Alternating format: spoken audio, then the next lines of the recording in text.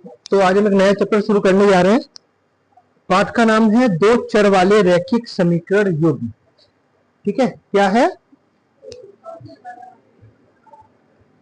दो चर वाले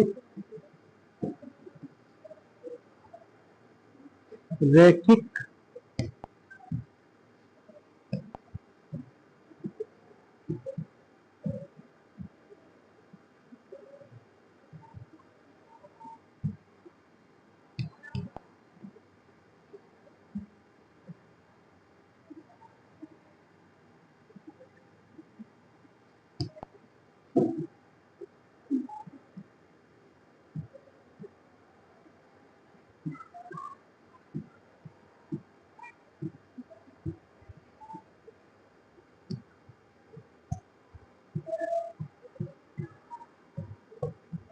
हर वर्ड का अपना एक मतलब है। दो का मतलब संख्या से है। ठीक है, चर ऐसे प्रतीक जिनका मान बदलेगा, एक्स और वाई, है ना, एस और टी, जिनका मान हमें अलग अलग प्राप्त होता है उनको हम चर कहते हैं। तो दो चर, दो संख्या, चर यानी जिनका मान बदलेगा वो वाले प्रतीक वाले का कोई मतलब नहीं है। रैखिक से आप समझते हो ऐसा बहुपद जिसकी घात कितनी हो, एक हो, यानी कि इस बहुपद में घात कितनी होने वाली है? अब एक। समीकरण, अभी तक हमने बहुपद देखा था, हमने परिभाषा भी आपको रैखिक बहुपद की दी है ना, लेकिन क्या लिखा हुआ है? समीकरण। जब किसी भी पद में बराबर का निशान आ जाता है और दो पद बन जाएं, बराबर के इस तरफ और बराबर के उस तरफ, तो उसको हम समीकरण कहेंगे।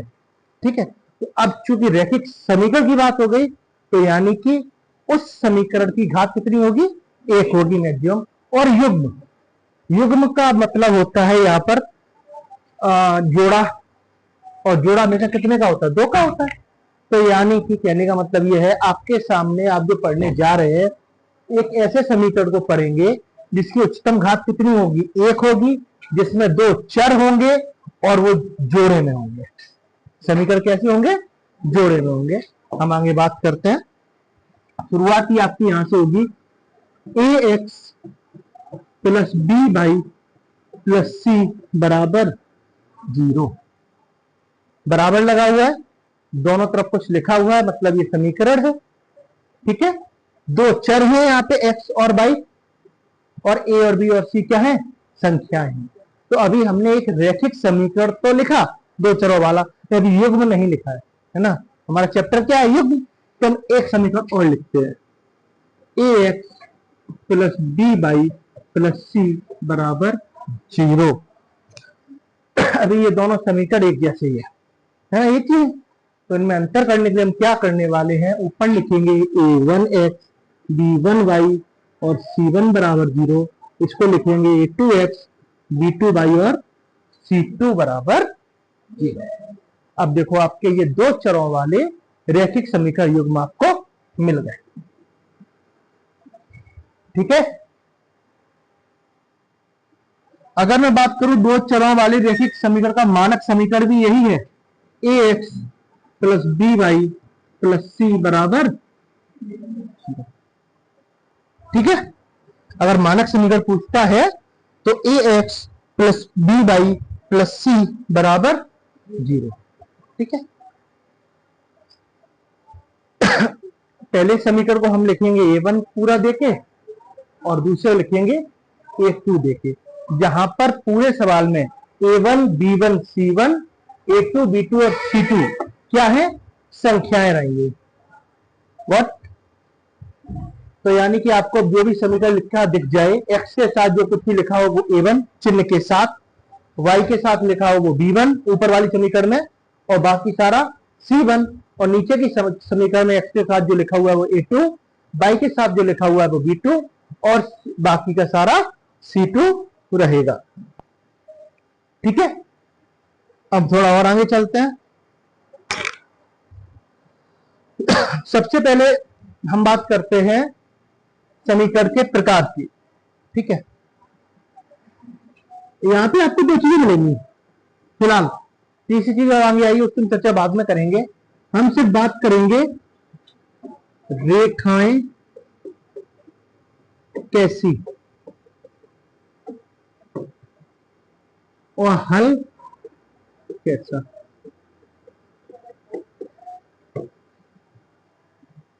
ठीक है, हम अभी सॉल्व करते जाएंगे और इस तालिका को हम भरते जाएंगे।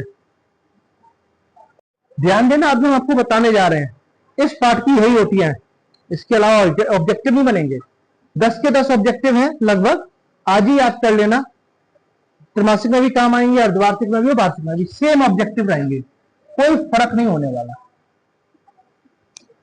ठीक है, अब एक लाइन यहां हमें और बनानी पड़ेगी, वो आएगा संबंध। अब संबंध किस चीज का वो हम आपको बताते हैं। देखिए, हमें एक समीकरण दिया जाएगा 3x प्लस 4y प्लस 12 बराबर 0, और दूसरा दिया जाएगा 6x प्लस 8y प्लस 24 बराबर 0। ठीक है, अब हम क्या करेंगे, हमें चाहिए यहां पे a1 b1 c1 और a2 b2 और c2 के मान। वो कैसे निकालते हैं हम, सीधी सी बात है, 3x प्लस 4y प्लस 12 बराबर 0, इसके नीचे लिखेंगे a1x plus b1y plus c1 बराबर 0। तो a1 बराबर 3, b1 बराबर 4 और c1 बराबर 12। ठीक है, यहां आप लिखोगे 6x प्लस 8y प्लस 24 बराबर 0, a2x plus b2y plus c2 बराबर 0, a2 बराबर 6, b2 बराबर 8 और c2 बराबर 24। सबसे पहला काम आपका यही रहेगा, जैसे आपको सवाल मिलेगा आपको ये काम कर डालना है। ठीक है, अब जब हमने ये काम कर लिया, अब हम कुछ अनुपात ज्ञात करेंगे। पहला अनुपात ज्ञात करेंगे a1 बट्टे a2, हर सवाल में करना है। दूसरा अनुपात ज्ञात करेंगे b1 बट्टे b2, और तीसरा अनुपात ज्ञात करेंगे c1 बट्टे c2। ये अनुपात कुछ भी नहीं है, बस इनको मान निकाल के हमको याद रखने हैं। a1 का मान कितना है 3 और a2 का मान 6, तो 3 बट्टे 6 जो मुझे क्या मिलेगा, 1 बट्टे मिलेगा या नहीं मिलेगा। चलो, b1 का मान 4 और b2 का मान 8, तो 4 बटे 8 जो हमें फाइनली क्या मिलने वाला है,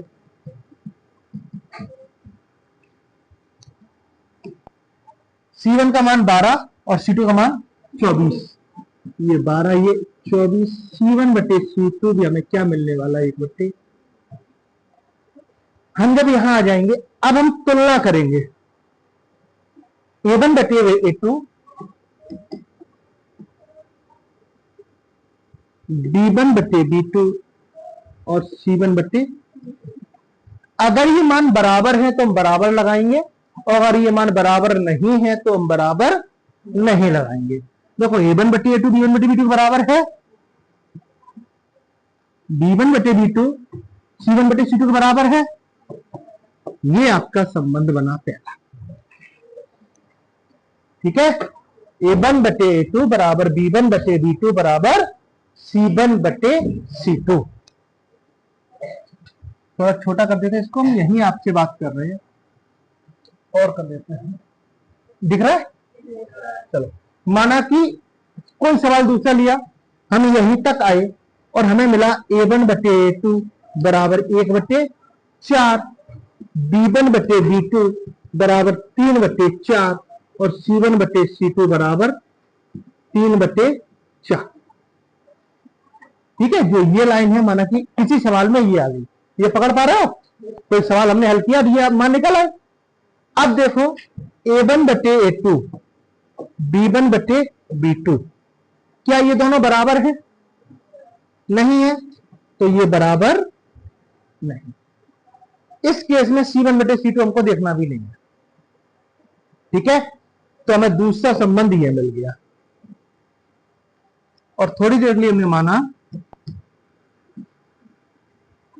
तीसरा हमें आया है A1 बटे A2 बराबर 1/2, B1 बटे B2 बराबर 1/2 और C1 बटे C2 बराबर 3/4। माना कि सवाल से हमको ये मिल गया। अब ये मिलेगा कैसे आपको पता है, जैसे ये निकाल के लाए हो। अब देखो A1 बटे A2, B1 बटे B2 और C1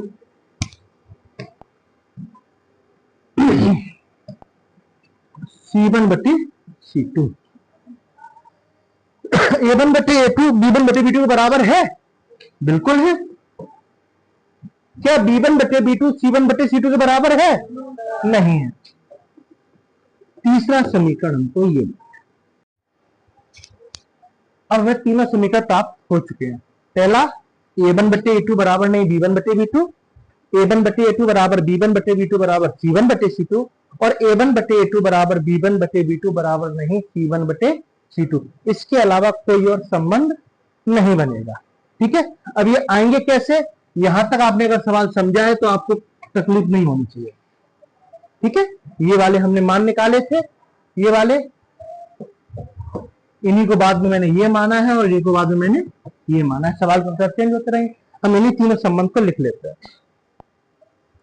पहला संबंध था A1 बटे A2 बराबर नहीं B1 बटे B2, A1 बटे A2 बराबर B1 बटे B2 बराबर C1 बटे C2 और A1 बटे A2 बराबर B1 बटे B2 बराबर नहीं C1 बटे B2।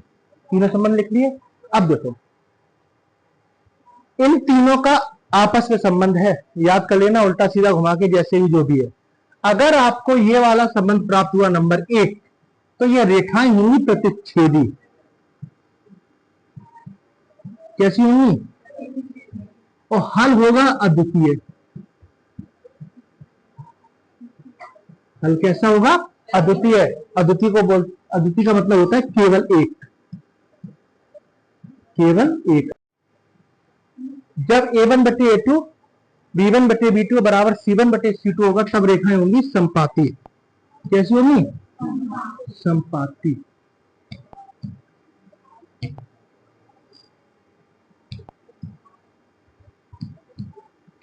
ये रेखाएं होंगी संपाती और इनके हल होंगे अनेक हल। और जब ये वाली समीकरण होगी तब रेखाएं होंगी समानांतर और इसका कोई हल नहीं होगा।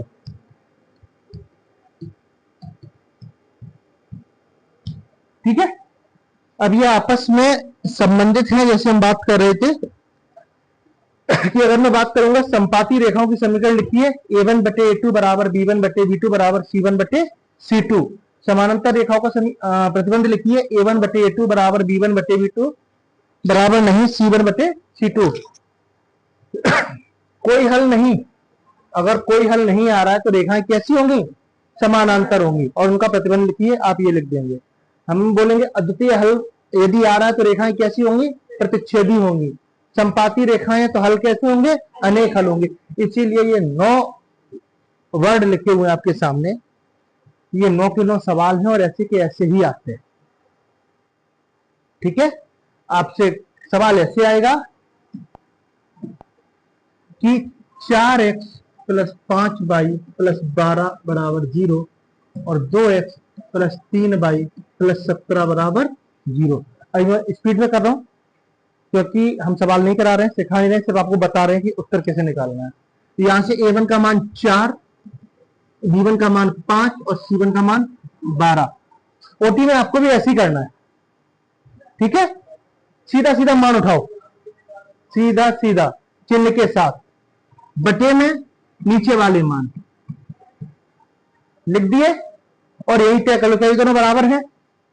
नहीं है, खत्म हो गया सवाल। ये ओटी ऐसी कर दी है।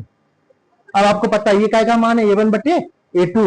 ये किसका मान है? B1 बटे B2।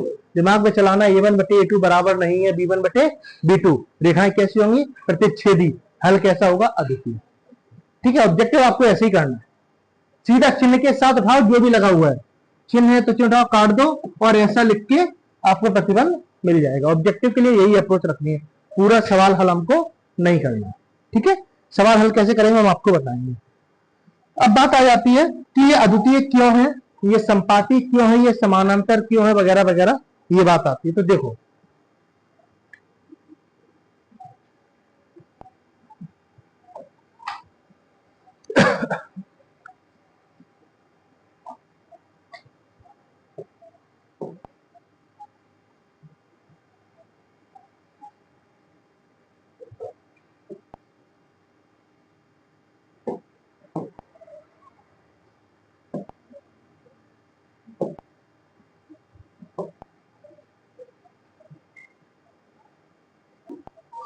अभी हम बात करने वाले क्यों संपाती हैं, क्यों अद्वितीय हैं, क्या बोलना चाह रहा है, ये क्या नहीं बोलना चाह रहा है, इसका हम अर्थ समझते हैं। ये तो वही चीज है जो अभी हम आपको पढ़ा रहे थे, है ना। आप यहां से आप तुलना कर सकते हैं।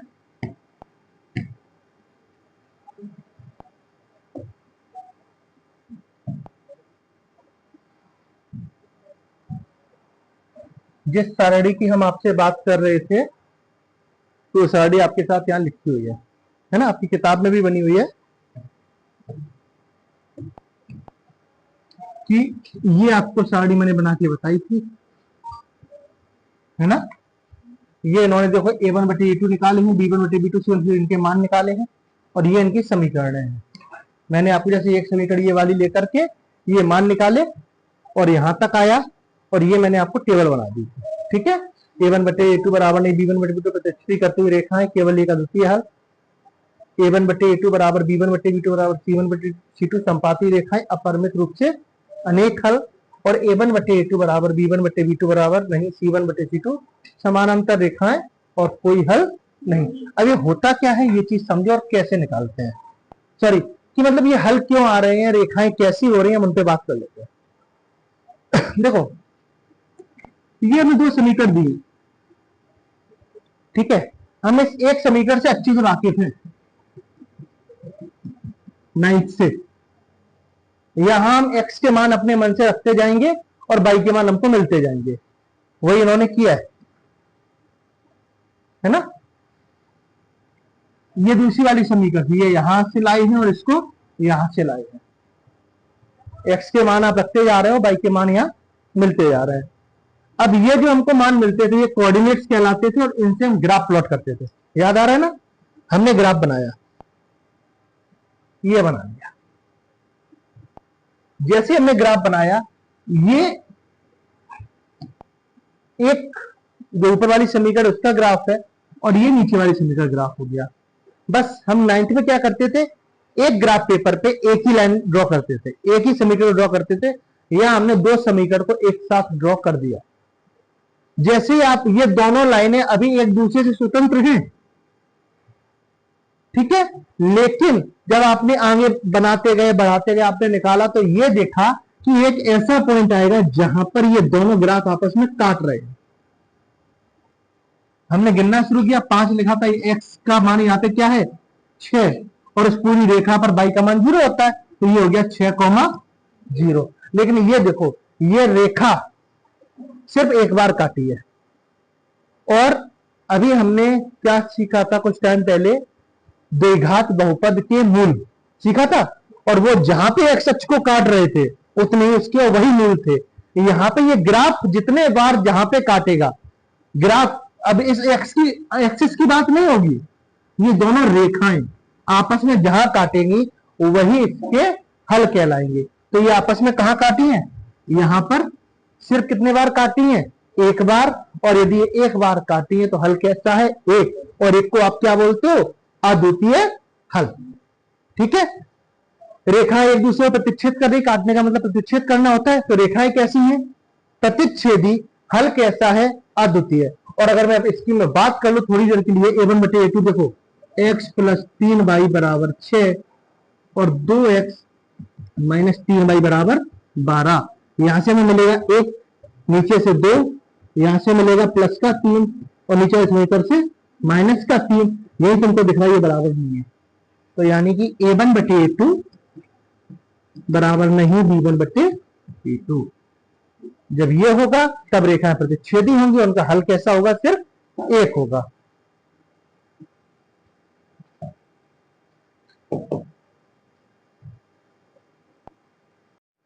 अब हम देखने वाले हैं दूसरे किसी समीकरण को, ग्राफ को, और दूसरा ग्राफ हमारे सामने कहां है, ये सवाल है। ठीक है, इसमें भी सेम एक्स का मान रखते जाओगे, आपको वाई के मान निकल जाएंगे। कक्षा 9th में जो हमने किया था, और हमने ये बना लिया सारणियां दोनों। ठीक है, और इनके जब हम ग्राफ प्लॉट करेंगे तो ये ग्राफ कुछ ऐसे आ जाएंगे। फिर से ये ग्राफ सिर्फ अपने आप को एक ही जगह पर काट रहे हैं। ठीक है, तो ये भी कैसे होंगे? अद्वितीय हल प्रतिच्छेदी रेखाएं। अब इस ग्राफ को देख के अगर मैं बोलूं कि इसका प्रतिबंध कैसा होगा, आप सीधा लिख पाओगे। अगर एक हल है a1/a2 बराबर नहीं b1/b2, आप निकाल लेना है। जो ये रेखाएं दी हैं, जो ये रेखाएं दी हैं, आप इनसे a1/a2 b1/b2 निकालोगे। सॉरी, कहां गया? यहां पे। तो ये कैसे आएंगे? a1/a2 बराबर नहीं b1/b2 आएंगे। और ग्राफ देखते हैं।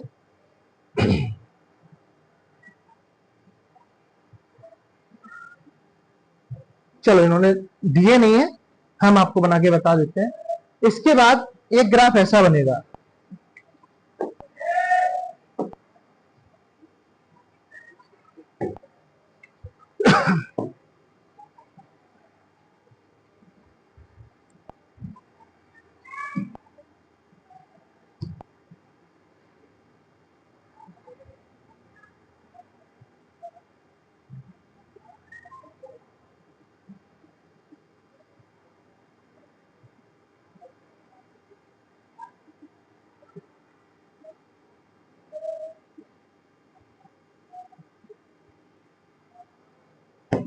ये आपके एक्स वाई एक्सिस हो गए। ठीक है, अब इसमें क्या होगा कि हम ग्राफ बना रहे हैं। ग्राफ बनाना तो नहीं बताना है ना, आगे बढ़ सकते हैं, पता ना कैसे बनाना है। माना कि मुझे एक समीकरण मिली और उसकी जो ग्राफ की लाइन आई है वो ये आई है।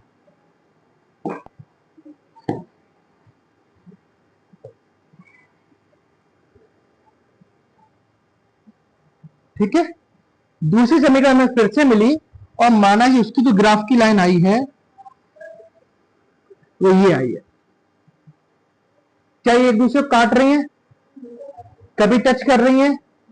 थोड़ा मैंने जल्दी बना दिया, अगर वो सीधी लाइन रखता तो आपको समझ में आता। ये रेखा हमेशा आपस में एक निश्चित दूरी पर रहेंगी। हो सकता है थोड़ा डिफरेंस आ रहा हो बनाने में, हाथ लिया था, वरना आप ये मान के चलो कि ये रेखा हमेशा एक निश्चित दूरी पर रहेंगी। और इन जो रेखाएं आपस में हमेशा निश्चित दूरी पर रहती हैं, उनको हम बोलते हैं समानांतर रेखाएं।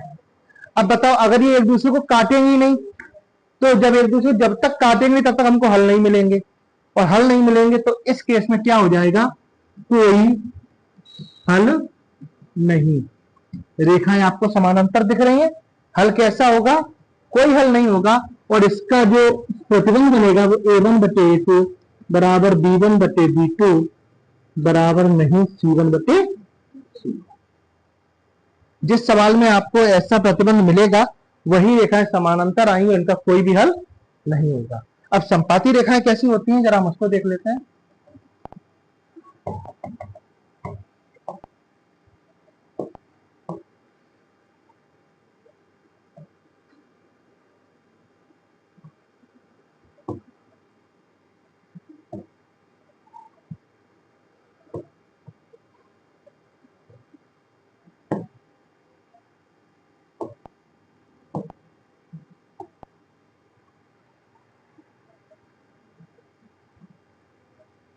ठीक है, ये तो आपके एक्सेस है। और माना कि हमने एक ग्राफ बनाया किसी पद का, कुछ भी ले लेते हैं, 2x + 3y बराबर 5, ऐसे करके समझा होगा। इसका ग्राफ बना रहे हैं और माना कि वो ग्राफ आ गया ये।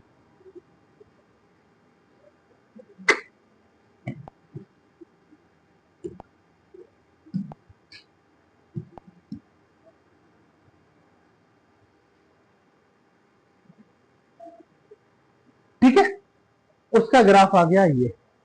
हमारे पास दूसरा समीकरण और रहेगा, उसका जब हम ग्राफ बनाएंगे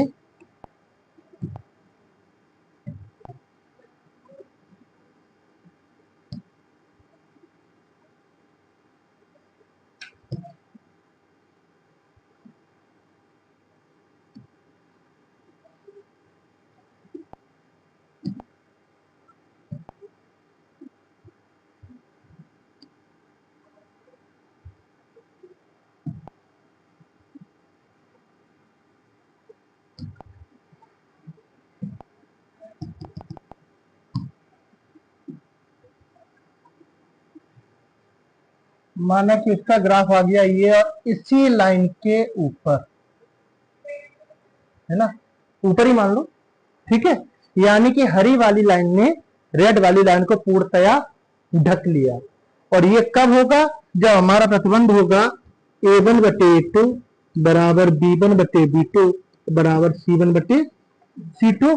अब आप देख रहे हैं ये लाइन इसी लाइन के ऊपर ओवरलैप हो गई, तो पूरी तरीके से टच कर इस लाइन को, और जितने बार टच करती है उतने बार हमें क्या प्राप्त होते हैं? हल प्राप्त होते हैं। तो ये तो अनंत बार टच कर रही है, इसलिए इसके अपरिमित रूप से अनेक हल होंगे। ठीक है, यह है आपका ग्राफीय विधि से निरूपण।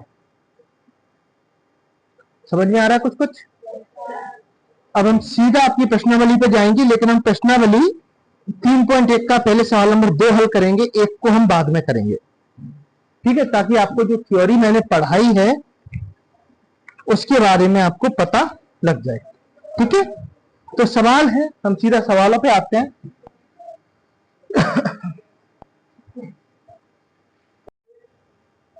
प्रश्नावली 2.2 प्रश्न नंबर 2 का पहला क्वेश्चन देखने जा रहे हैं।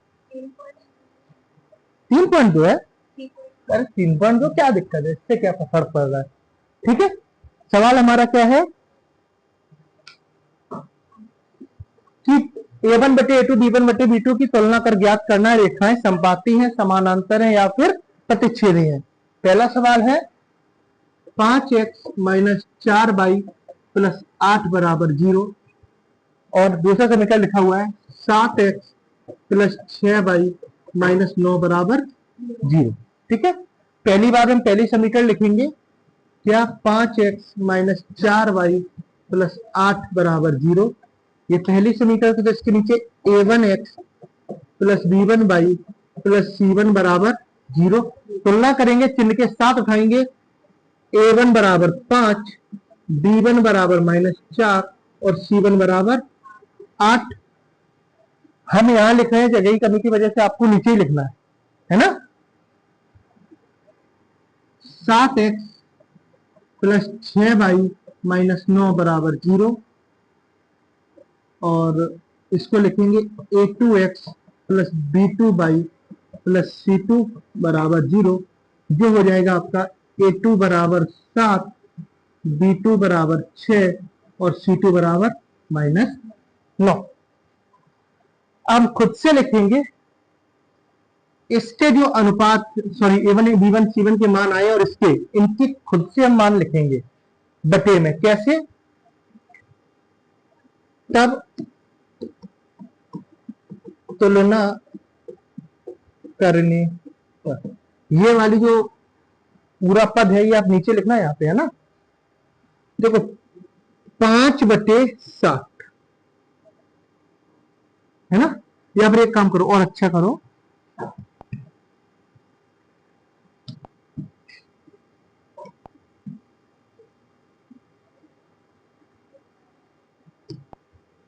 तब